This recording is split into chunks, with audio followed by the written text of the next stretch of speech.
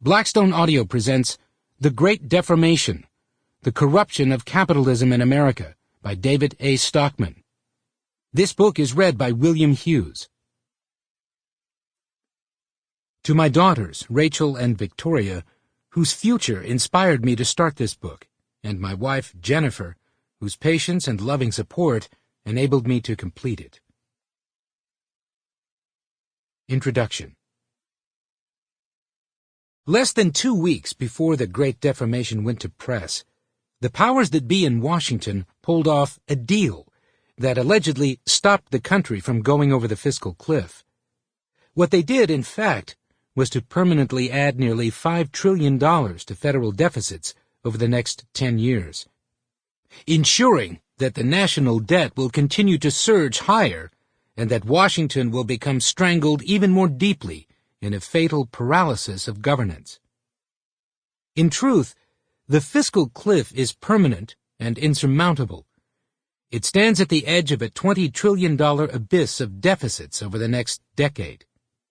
And this estimation is conservative, based on sober economic assumptions and the dug-in tax and spending positions of the two parties, both powerfully abetted by lobbies and special interests which fight for every paragraph of loophole-ridden tax code and each line of a grossly bloated budget. Fiscal cliffs, as far as the eye can see, are the deeply troubling outcome of the Great Deformation. They are the result of capture of the state, especially its central bank, the Federal Reserve, by crony capitalist forces deeply inimical to free markets and democracy. Why we are mired in this virtually unsolvable problem is the reason I wrote this book. It originated in my being flabbergasted when the Republican White House in September 2008 proposed the $700 billion TARP bailout of Wall Street. When the courageous House Republicans who voted it down were forced to walk the plank a second time in betrayal of their principled stand, my sense of disbelief turned into a not inconsiderable outrage.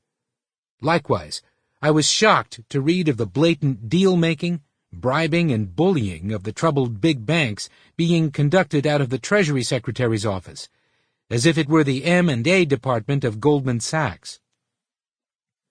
Most important, I had been an amateur historian on the matter of 20th century fiscal and monetary history, perhaps owing to my years on Capitol Hill and in the Reagan White House, when they were embroiled in these topics. In fact, prior to my Washington years, while hiding out from the... Sample complete.